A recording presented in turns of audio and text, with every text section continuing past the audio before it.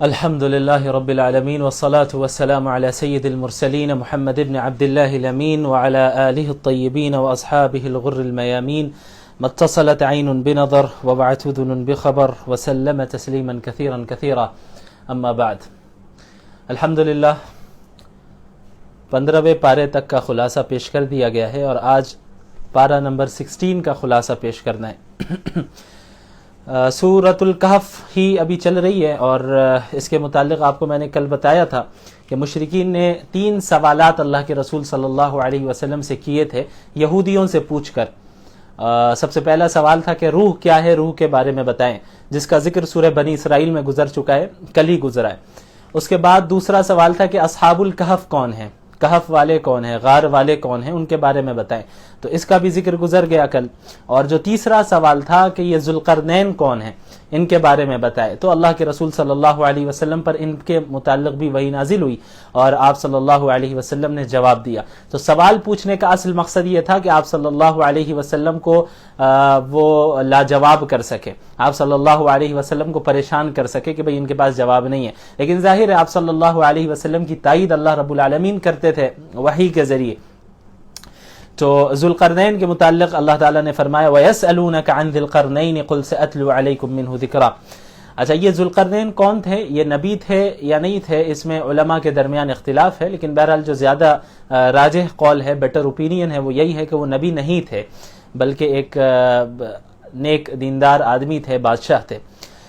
ان کے متعلق میں مختصراً بس یہ بتاتا چلوں، زیادہ تفصیل میں نہیں جاؤں گا. یہ ایسے شخص تھے جنہوں نے پوری دنیا کا سفر کیا تھا، مشرق میں بھی سفر کیا، مغرب میں بھی سفر کیا اور ہر طرف گئے. تو اسی طرح سفر کرتے کرتے وہ ایک علاقے میں پہنچے، ایک جگہ پہ گئے جہاں کے لوگوں سے انہوں نے بات کی تو ان کی زبان بھی الگ تھی، تو ان کی زبان بھی صحیح سے سمجھ میں نہیں آ رہی تھی. لیکن وہاں کے لوگوں نے حضرت ذوالقرنین کو بتایا کہ ہم یاجوج ماجوج سے پریشان ہیں، یعنی یہ جو وادی ہے، 2 پہاڑوں کے درمیان جو راستہ ہے، وہاں سے وہ آتے ہیں اور یہاں فساد پھیلا کر چلے جاتے ہیں اور تکلیف پہنچاتے ہیں ہم لوگوں کو. تو آپ کو ہم چند پیسے دیں گے، اس کے بدلے آپ اس پہاڑوں کے درمیان جو راستہ ہے اسے بند کر دیں.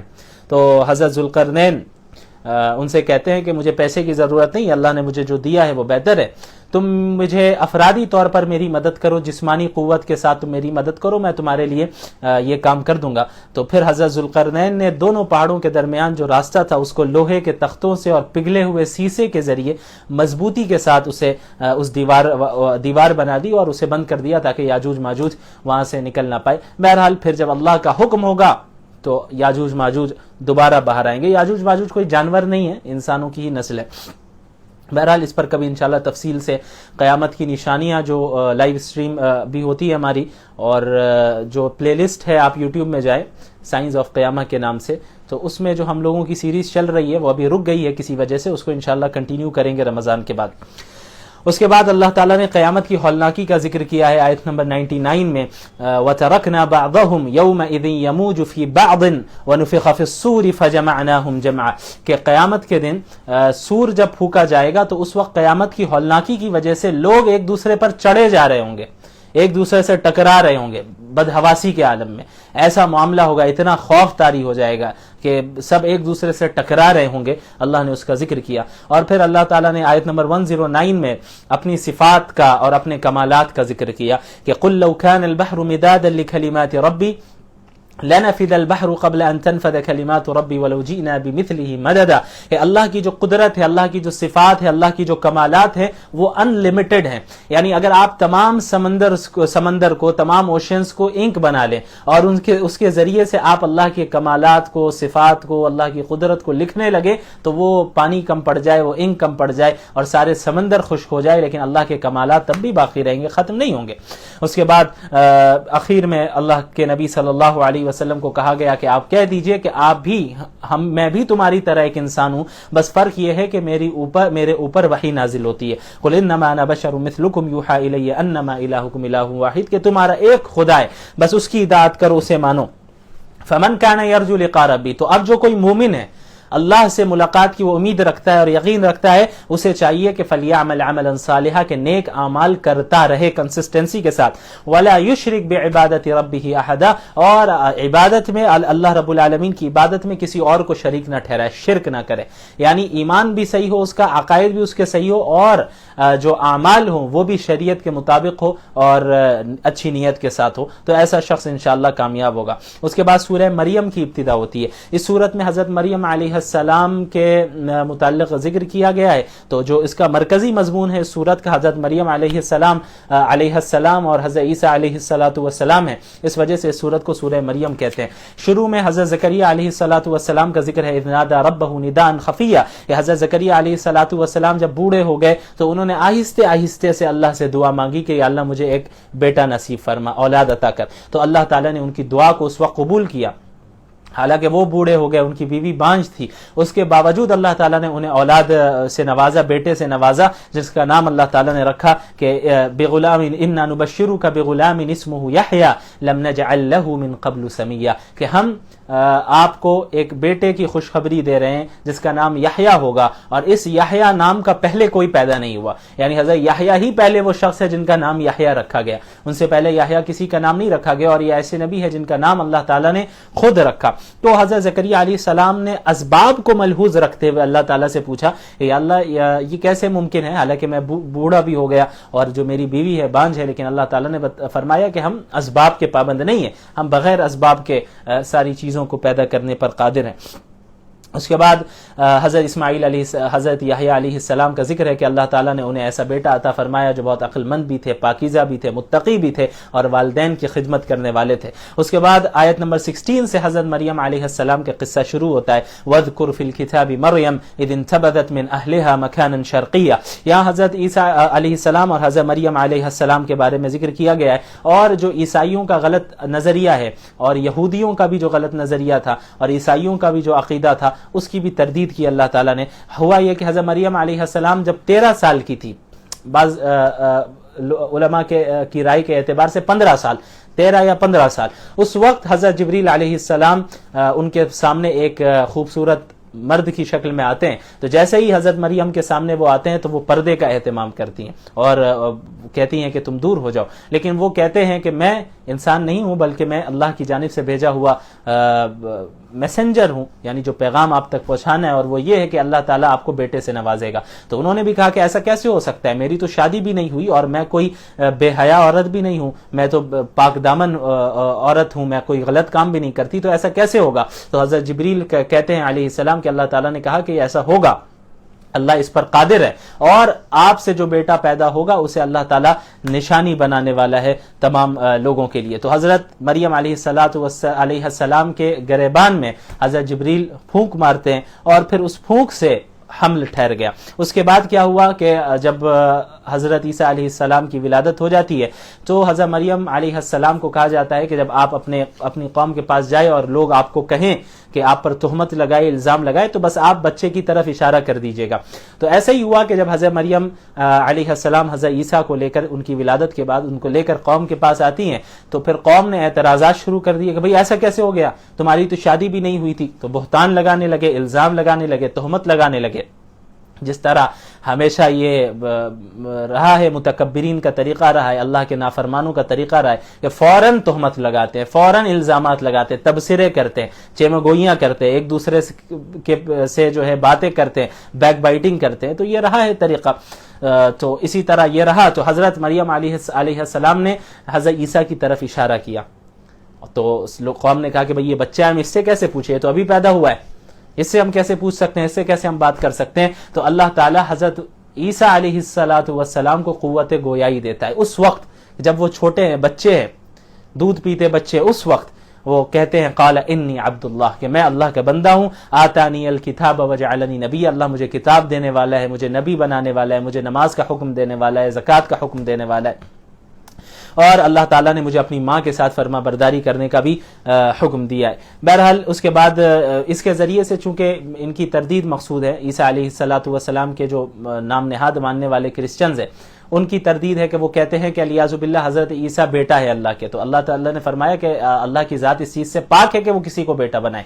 جس طرح اللہ نے حضرت آدم کو پیدا کیا بغیر ماں باپ کے, اسی طرح حضرت عیسیٰ کو بغیر باپ کے پیدا کر دیا. تو حضرت آدم کے متعلق تو یہ نہیں کہا جاتا کہ وہ اللہ تعالیٰ الیاذ باللہ ان کے باپ ہے یا اللہ کے وہ بیٹے. تو حضرت عیسیٰ کے متعلق ایسا کیوں کہتے ہو؟ اور اللہ رب العالمین نے محض اپنے کلمہ کن کے ذریعے سے حضرت عیسیٰ علیہ الصلوۃ والسلام کو پیدا کیا. اللہ اس پر قادر ہے.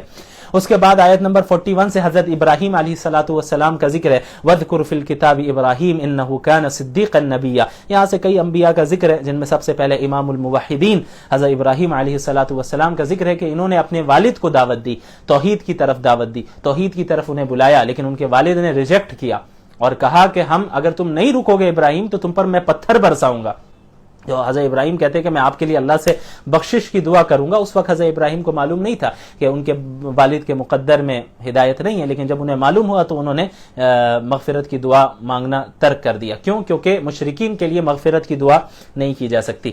اس کے بعد پھر حضرت موسیٰ علیہ الصلوۃ والسلام کا بھی ذکر ہے کہ اللہ تعالیٰ نے انہیں نبی بنایا اور ان کے ساتھ ان کے بھائی ہارون کو بھی نبی بنایا. اس کے بعد حضرت ادریس علیہ الصلوۃ والسلام کا ذکر ہے. وَاذْكُرْ فِي الْكِتَابِ ادریس انہ کان صدیقا نبیا. اس کے بعد حضرت اسماعیل علیہ الصلوۃ والسلام کا بھی ذکر ہے. ان انبیاء کے ذکر کرنے کے بعد اب اللہ نے یہ بتایا کہ انبیاء تو نیک تھے, ان کی جو اولاد تھی وہ بھی نیک تھی, لیکن اس کے بعد پھر جو نسل آئی اور جو جنریشن آئی اس میں یہ ہوا کہ نالائق جانشین پیدا ہونے لگے. انہوں نے انبیاء علیہ الصلوۃ والسلام کے کام کو پیچھے رکھ دیا اور دنیا کو ترجیح دی. فخلف من بعدهم خلف اضاعوا الصلاة واتبعوا الشهوات فسوف يلقون غیا, کہ ان کے بعد ایسے جانشین آئے جن کے اندر دو بیماریاں تھیں.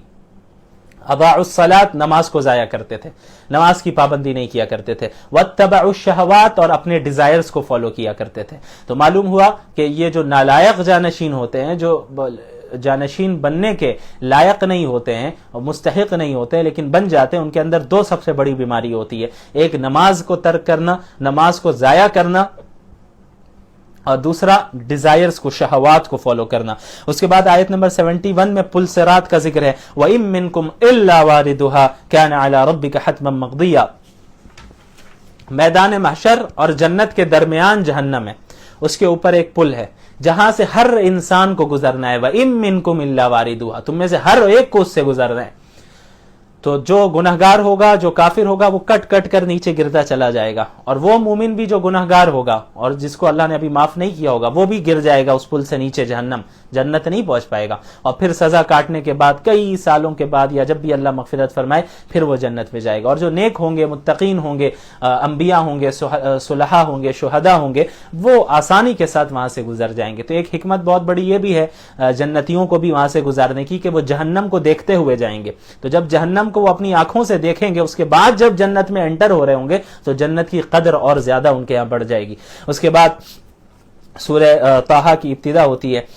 اس میں سب سے پہلے اللہ نے فرمایا طٰہٰ ما انزلنا علیک القرآن لتشقیٰ. حضور صلی اللہ علیہ وسلم پر جب مکۃ المکرمہ میں قرآن کریم کی آیتیں نازل ہوا کرتی تھیں تو آپ صلی اللہ علیہ وسلم پوری رات تہجد پڑھتے تھے, پوری رات آپ صلی اللہ علیہ وسلم عبادت کرتے تھے, یہاں تک کہ آپ صلی اللہ علیہ وسلم کے قدم مبارک پر ورم پڑ جاتا تھا. تو آپ صلی اللہ علیہ وسلم کو اللہ تعالیٰ نے فرمایا کہ آپ کو اتنی زیادہ مشقت اٹھانے کی ضرورت نہیں ہے. تو اس کے بعد جو ہے پھر حضرت محمد صلی اللہ علیہ وسلم نے اپنے معمول میں تبدیلی لائی. وہ اس طرح کے رات کے کچھ حصے میں سویا بھی کرتے تھے, آرام بھی فرماتے تھے, اور پھر اٹھ کر تہجد بھی پڑھا کرتے تھے. اس کے بعد آیت نمبر 9 سے حضرت موسیٰ علیہ الصلوۃ والسلام کو نبوت جو ملی اس کا ذکر ہے کہ جب حضرت وَهَلْ أَتَاكَ حَدِيثُ موسیٰ, حضرت موسیٰ علیہ الصلوۃ والسلام جب لوٹ رہے تھے مدین سے اپنے گھر والی کے ساتھ, تو راستہ وہ بھول گئے. تو اب ضرورت پڑی ان کو کہ بھئی آگ چاہیے تھی, آگ کی ضرورت پڑی. تو انہوں نے اپنی گھر والی سے کہا کہ آپ یہاں پہ رکیں, مجھے دور سے آگ نظر آ رہی ہے, میں وہاں سے آگ لے کر آتا ہوں. تو حضرت موسیٰ علیہ السلام جب وہاں پہنچتے اس درخت کے پاس جہاں سے آگ انہیں نظر آ رہی تھی, تو جب قریب پہنچتے ہیں تو دیکھتے ہیں یہ آگ نہیں ہے بلکہ یہ تو ایک نور ہے اور ایک بہت تیز روشنی ہے جو حقیقت میں تجلی الہی تھی. تو وہاں پر پہنچتے ہی اللہ تعالیٰ نے انہیں نبوت عطا کی اور فرمایا کہ یا موسیٰ انی انا ربک فاخلع علیک انک بالواد المقدس طویٰ, کہ اے موسیٰ میں تمہارا رب ہوں, اپنے جوتوں کو اتار دو کیونکہ تم اس وقت مقدس وادی طور پر ہو, طویٰ پر ہو, وہی کوہ طور میں. تو حضرت موسیٰ علیہ السلام کو اللہ تعالیٰ نے پھر وہاں پہ نبوت دی اور بتایا کہ میں ہی خدا ہوں جس کی تم عبادت کرو اور میرے ذکر کے لیے ہی نماز ادا کرو. پھر انہیں معجزے دیے, 2 معجزے, ید بیضا کا معجزہ اور عصا کا, جو کہ پہلے گزر چکا ہے, تفصیل میں نے پہلے بتا دی ہے. اس کے بعد انہیں حکم ہوا کہ آپ جو ہیں جائیں فرعون کے پاس اور انہیں جو ہے اسلام کی دعوت دیں, توحید کی دعوت دیں. تو حضرت موسیٰ علیہ السلام نے چند دعائیں مانگی اللہ سے جانے سے پہلے. ربی شرح لی صدری, یا اللہ مجھے شرح صدر فرما, یعنی جس چیز کو مجھے سمجھانا ہے آپ مجھے اچھی طرح سمجھا دے تاکہ مجھے سمجھانے میں دقت نہ آئے. ویسر لی امری, اور میرے معاملے کو آسان فرما, ظاہری اسباب بھی عطا فرما. واحلل عقدۃ من لسانی, اور میری زبان کو بھی فصیح کر دے کہ لکنت نہ رہے, میں اٹکوں نہیں بولتے وقت, بلکہ میں آسانی کے ساتھ بات کر سکوں تاکہ لوگ سمجھ جائیں. اور اس کے علاوہ انہوں نے یہ دعا کی کہ میرے خاندان سے حضرت ہارون کو, میرے بھائی ہارون کو بھی میرا معاون بنا دے, کہ وہ مجھ سے زیادہ فصیح ہے تو وہ زیادہ اچھے سے بھی بات کر سکتا ہے, تو جب میرے ساتھ رہے گا تو میری مدد ہوگی. تو حضرت موسیٰ علیہ السلام کی ان تمام دعاؤں کا اللہ تعالیٰ قبول فرماتے ہیں. اس کے بعد بطور احسان اور تسلی کے حضرت موسیٰ علیہ السلام کے ماضی کے چند واقعات یاد دلائے جاتے ہیں. اللہ تعالیٰ ذکر کرتے ہیں کہ جب بچپن میں فرعون نے یہ حکم دیا, فرعون کو ایک نجومی نے بتا دیا کہ بھئی جو ہے بنی اسرائیل کا ایک بچہ پیدا ہوگا, لڑکا, جو آپ کی حکومت کو ختم کر دے گا. تو اب وہ جو ہے پریشان ہو گیا, تو اس نے یہ فیصلہ لیا کہ بنی اسرائیل کے جتنے لڑکے پیدا ہوں بچوں کو ذبح کر دو اور جو لڑکیاں ہوں اسے چھوڑ دو. تو حضرت موسیٰ جب پیدا ہوئے تو ان کی والدہ پریشان ہوئی, تو ان کے دل میں اللہ نے بات ڈالی کہ انہیں ایک صندوق میں رکھ کر دریا میں ڈال دو, اللہ اس کی حفاظت فرمائے گا اور آپ کے پاس واپس لوٹ آئے گا. تو انہوں نے ویسا ہی کیا اور وہ صندوق پہنچا فرعون کے محل کے پاس. تو فرعون کے لوگوں نے اٹھایا, تو فرعون کی بیوی جو حضرت آسیہ تھی انہوں نے کہا کہ آپ اسے رکھیں, ہم اسے پالیں گے بیٹے کی طرح. تو اس کے بعد اللہ تعالیٰ نے کس طرح حضرت موسیٰ کی والدہ کے پاس ہی انہیں لوٹایا, انشاءاللہ اس کی تفصیل جو ہے 20ویں پارے میں گزرے گی انشاءاللہ. بہرحال تو ان واقعات کو ذکر کرنے کے بعد اللہ تعالیٰ نے حضرت موسیٰ سے کہا اور حضرت ہارون سے بھی کہا کہ آپ جائیں فرعون کے پاس اور فرعون کے پاس جا کر انہیں دعوت دیں. پھر وہ انہوں نے کس طرح انکار کیا وہ تفصیل پہلے بھی گزری ہے اور ابھی کئی مرتبہ اور بھی گزرے گی انشاءاللہ. ایک ہی واقعہ قرآن میں اگر کئی بار آیا ہے تو ایسا نہیں یوں ہی خواہ ان واقعات کو بار بار ذکر کیا گیا. ہر جگہ واقعہ سیم ہے, لیکن جس جگہ پر بھی وہ واقعہ ریپیٹ کیا گیا ہے ایک نئے انداز میں, نئے اسلوب میں کیا گیا ہے, اور ہر جگہ کسی ایک خاص چیز کی طرف اشارہ کیا گیا ہے, کسی ایک نئی چیز کی طرف اشارہ کیا ہے. اور ایک واقعے کو جب بار بار ریپیٹ کیا جائے تو پھر اس واقعے کی اہمیت پتہ چلتی ہے کہ اللہ تعالیٰ اس پر زیادہ غور کرنے کی ہمیں دعوت دے رہا ہے. بہرحال اس کے بعد آیت نمبر 55 میں اللہ نے فرمایا منہا خلقناکم وفیہا نعیدکم ومنہا نخرجکم تارۃ اخری, کہ اسی مٹی سے, اسی زمین سے ہم نے تمہیں پیدا کیا ہے, اسی میں ہم تمہیں لوٹائیں گے جب تم مر جاؤ گے. ومنہا نخرجکم تارۃ اخری, اور دوبارہ اسی سے زندہ کریں گے قیامت کے دن. اس کے بعد اللہ تعالیٰ نے پھر حضرت موسیٰ علیہ السلام کا ہی واقعہ چل رہا ہے اور فرعون نے کس طرح ان کا انکار کیا اور کس طرح اللہ تعالیٰ نے اسے غرق کیا, اس کا بھی ذکر ہے. اس کے بعد پھر آیت نمبر 99 میں اللہ تعالیٰ نے فرمایا كذلك نقص عليك من انباء ما قد سبق وقد آتيناك من لدنا ذكرا, کہ آپ صلی اللہ علیہ وسلم کو جو یہ واقعات بتائے جا رہے ہیں حضرت موسیٰ علیہ السلام کے اور دیگر انبیاء علیہ السلام کے, سب سے پہلی بات تو یہ خود اس بات کی دلیل ہے کہ آپ صلی اللہ علیہ وسلم سچے نبی ہیں.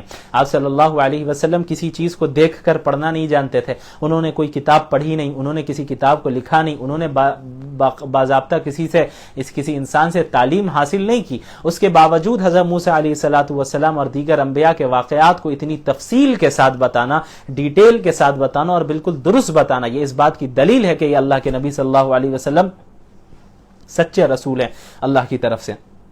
اس کے بعد آخر میں 1-1 آیت نمبر میں حضرت آدم علیہ السلام کا ذکر ہے جو کہ پہلے بھی گزرا, کہ کس طرح حضرت آدم علیہ السلام کو شیطان نے لغزش دی اور وہ انہوں نے بھول سے اس درخت سے کھا لیا جس درخت سے انہیں روکا گیا تھا, اور پھر انہیں جنت سے نکالا گیا. اور پھر اللہ تعالیٰ نے فرمایا کہ من اعرض عن ذکری فإن له معیشة ضنکا ونحشره يوم القیامة اعمى قال رب لم حشرتنی اعمى وقد كنت بصیرا. وہ شخص جو میرے ذکر سے اعراض کرے, اگنور کرے, میرے دین سے منہ پھیر کر رہے, مجھے یاد کرنے سے منہ پھیر کر رہے, ایسا شخص کیا ہوگا؟ اللہ تعالیٰ نے فرمایا کہ اس دنیا میں بھی ہم اسے ڈپریسڈ لائف دیں گے, ایسی زندگی دیں گے جس میں وہ بہت پریشان ہوگا, ڈپریشن کا شکار ہوگا, پریشانیوں کا شکار ہوگا. وَنَحْشُرُهُ يَوْمَ الْقِيَامَةِ أَعْمَى, اور ایسے شخص کو قیامت کے دن ہم اندھا اٹھائیں گے. قیامت کے دن وہ شخص کہے گا قال ربی لما حشرتنی اعمی، اے میرے رب آپ نے مجھے اندھا کیوں اٹھایا، وقد کنت بصیرا، حالانکہ دنیا میں تو میں دیکھتا تھا، میرے پاس آنکھ تھی، میرے پاس بینائی تھی.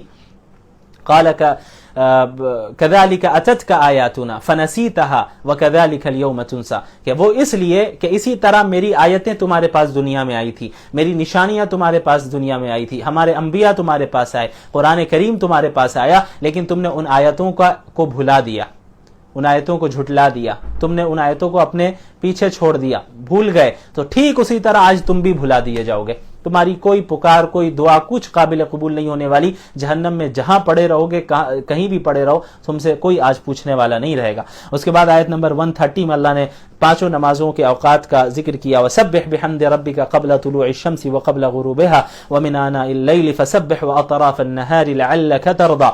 یا قبل طلوع الشمس سے مراد فجر کی نماز ہے، وقبل غروبها ظہر اور عصر، ومن آناء اللیل اس میں مغرب اور عشاء ہے، واطراف النہار میں پھر فجر اور مغرب کی تاکید کی گئی ہے. اس کے بعد اللہ کے نبی صلی اللہ علیہ وسلم کو اللہ تعالیٰ نے فرمایا اور اللہ کے نبی کے ذریعے پوری امت کو وَلَا تَمُدَّنَّ عَيْنَيْكَ إِلَىٰ مَا مَتَّعْنَا بِهِ أَزْوَاجًا مِّنْهُمْ زَهْرَةَ الْحَيَاةِ الدُّنْيَا، کہ ہم نے جو دنیاوی لوگوں کو، کفار کو جو مال و دولت دی ہے اور دنیا کی زینت دی ہے، اس کی طرف آپ کی نگاہ نہ اٹھیں، کیونکہ ہم نے انہیں جو دنیاوی نعمتیں دی ہیں وہ تو انہیں آزمانے کے لیے دی ہیں. ہم میں کتنے ایسے ہوتے ہیں، ہم تمنا کرتے ہیں واہ اس کے پاس اتنی اچھی گاڑی ہے، اس کے پاس اتنا اچھا بنگلہ ہے، اس کے پاس اتنی اچھی چیزیں ہیں، اتنی مال و دولت ہے، وہ اتنی لگژریس لائف گزارتا ہے، اس کے پاس اتنی گاڑیاں ہیں، اس کے گھر والے اتنے اچھے ہیں، بہت اونچے لیول اور ہائی سٹینڈرڈ لائف اس کی گزرتی ہے. ہم دیکھتے ہیں اور رش کرتے ہیں. اللہ نے کیا فرمایا؟ لا تمدن عینیک الی ما متعنا به ازواجا منهم زہرۃ الحیات الدنیا لنفتنہم فی، کہ دنیاوی لوگوں کو، کفار کو خصوصاً، جو ہم نے دنیا میں نعمتیں دے رکھی ہیں، ان نعمتوں کی طرف آپ کی نگاہ نہ اٹھے. کیوں؟ کیونکہ ہم نے انہیں آزمانے کے لیے دیا ہے، ہم ان مال کے ہی ذریعے انہیں آزما رہے ہیں. ورزق ربک خیر وابقا، آپ کو جو اللہ نے رزق دیا ہے اگرچہ تھوڑا ہی ہو کوانٹٹی کے اعتبار سے، لیکن اسی میں اگر آپ نے قناعت کر لی، آپ نے صبر کیا، ورزق ربک خیر وابقا، تمہارے رب کا جو رزق ہے وہ بہتر ہے اور زیادہ باقی رہنے والا ہے. کفار کے پاس، ڈس بلیورز کے پاس، اللہ کے نافرمانوں کے پاس جو مال و دولت ہے اور دنیا ہے، پیسے ہیں، یہ اللہ نے انہیں آزمائش میں ڈالا ہوا ہے. اگر اس کے ذریعے بھی وہ لوٹ نہیں آ رہے اللہ کی طرف شکر کرتے ہوئے تو بہت زبردست پکڑ ہونے والی ہے. ہمیں جتنا ہے اللہ نے دیا ہے، مجھے اللہ نے جتنا دیا، اگرچہ ایک ہی گھر ہے ہمارے پاس، ایک ہی روم ہے ہمارے پاس، گاڑی نہیں ہے، آپ رکشہ سے سفر کرتے ہو، اس پہ عافیت ہے. اس دنیا میں جتنا ہلکا آپ رہیں مال کے اعتبار سے، اتنے آپ عافیت میں رہیں گے. دنیاوی اعتبار سے بھی زیادہ ٹینشن بھی نہیں رہے گا آپ کو، اور آخرت میں زیادہ سوالات بھی نہیں ہونے ہیں، زیادہ پکڑ بھی نہیں ہونی. تو اللہ نے فرمایا ورزق ربک خیر وابقا، کہ آپ کے رب کا جو رزق ہے وہ زیادہ بہتر ہے اور زیادہ دیر تک رہنے والا ہے، باقی اس کو بقا حاصل ہے کیونکہ قیامت میں بھی ملنا ہے. اس کے بعد اللہ نے ایک آیت فرمائی وَأْمُرْ أَهْلَكَ بِالصَّلَاةِ وَاسْتَبِرْ عَلَيْهَا، کہ آپ اپنے گھر والوں کو نماز کا حکم کیجئے اور خود بھی نماز پر قائم رہیے. لا نسألک رزقا، ہم آپ سے رزق کا سوال نہیں کر رہے ہیں، نحن نرزقک، بلکہ ہم آپ کو رزق دیتے ہیں. والعاقبۃ للتقوی، اور جو اچھا انجام ہونے والا ہے وہ تو متقین لوگوں کا ہونے والا ہے. اس آیت سے مفسرین نے یہ نقطہ نکالا ہے کہ یہاں اللہ نے نماز کو رزق کے ساتھ جوڑا ہے، رزق کو نماز کے ساتھ جوڑا، کہ نماز کا حکم اپنے گھر والوں کو دیجئے اور خود بھی نماز پر قائم رہیے. ہم آپ سے رزق کا سوال نہیں کر رہے ہیں بلکہ رزق تو ہم آپ کو دیتے ہیں. تو مفسرین نے یہ بتایا اور یہاں پر ایک نقطہ یہ ذکر کیا کہ نماز کی پابندی کرنا، اپنے گھر والوں کو بھی نماز کی پابندی کروانا اور خود بھی نماز کی پابندی کرنا، یہ رزق کے دروازے کو کھولنے کا ایک بہت بڑا سبب ہے. یعنی نماز کی جو پابندی کرتا ہے اللہ اس کے لیے رزق جو ہے میسر کر دیتا ہے، اس کے لیے رزق کو آسان کر دیتا ہے. اور ایسی جگہ سے اللہ نے دوسری جگہ بھی فرمایا وَمَن يَتَّقِ اللَّهَ يَجْعَل لَّهُ مَخْرَجًا، جو اللہ کا تقوی اختیار کرے گا، متقی ہوگا، نیک ہوگا، اچھے اعمال کرے گا، گناہوں سے بچے گا، اپنی جلوت میں بھی اپنی خلوت میں بھی اللہ کے پاس و لحاظ رکھے گا، يَجْعَل لَّهُ مَخْرَجًا، ہر مصیبت سے اللہ اس کے لیے ایگزٹ نکال دے گا، ہر مصیبت سے اس کے لیے نکلنے کا دروازہ نکال دے گا. وَيَرْزُقْهُ مِنْ حَيْثُ لَا يَحْتَسِبُ، اور ایسی جگہ سے اسے رزق دے گا جہاں سے اس کے گمان میں بھی نہیں ہوگا، وہ راستہ، وہ جگہ اس کے گمان میں بھی نہیں ہوگی، اس جگہ سے اللہ اسے رزق عطا فرمائے گا. تو اس لیے نماز کی پابندی کرنا. لوگ پوچھتے ہیں کہ بھائی رزق کا کوئی وظیفہ بتائیے, اس کا کوئی وظیفہ. سارے وظائف سب سیکنڈری درجے کی چیزیں ہیں.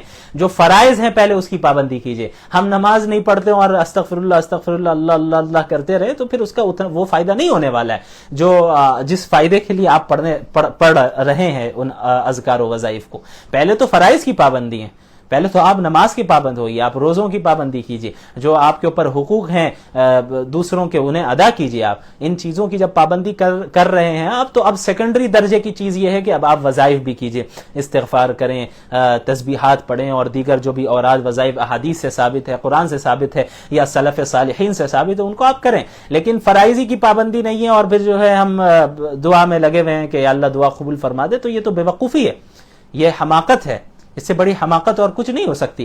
اللہ کے نبی صلی اللہ علیہ وسلم نے فرمایا الکیس من دان نفسہ وعمل لما بعد الموت والعاجز من اتبع نفسہ ہواہ وتمنى علی اللہ. عقل مند وہ شخص ہے جس نے اپنے نفس کا پہلے ہی محاسبہ کر لیا اسی دنیا میں کہ بھئی میں کیا کر رہا ہوں کیا نہیں کر رہا ہوں, سب میرے سامنے, ابھی سے سدھر جانا ہوگا. وعمل لما بعد الموت, اور موت کے بعد کی زندگی کے لیے ابھی سے جو ہے اس نے عمل کرنا شروع کر دیا. والعاجز, اور جو عاجز شخص ہے, جو بے وقوف ہے, وہ کون ہے؟ من اتبع نفسہ ہواہ, جس نے اپنے نفس کو خواہشات اور ڈیزائرز کے پیچھے لگا دیا. وتمنى علی اللہ, اور اللہ سے لمبی لمبی امیدیں باندھ رہا ہے کہ بھئی اللہ تو غفور الرحیم ہے, اللہ تو معاف کر ہی دے گا, اور حالانکہ عمل کیا ہے؟ خواہشات کے پیچھے جا رہا ہے اور خواہ مخواہ جو ہے جھوٹ موٹ کی جو ہے اللہ سے جو ہے وہ تمنائیں رکھ رہا ہے. تو ایسا شخص بے وقوف ہے. عقل مند وہ ہے جو پہلے عمل کرے پھر اللہ سے امیدیں باندھے, عمل بھی کرے ساتھ میں اور اللہ سے امیدیں بھی رکھے. تو یہ مومن کی پہچان ہے. چلے بہرحال اب 16ویں پارے کا خلاصہ تقریباً پیش کر دیا گیا. اب اس کے بعد انشاءاللہ کل سے پارہ نمبر 17 کا خلاصہ پیش کیا جائے گا.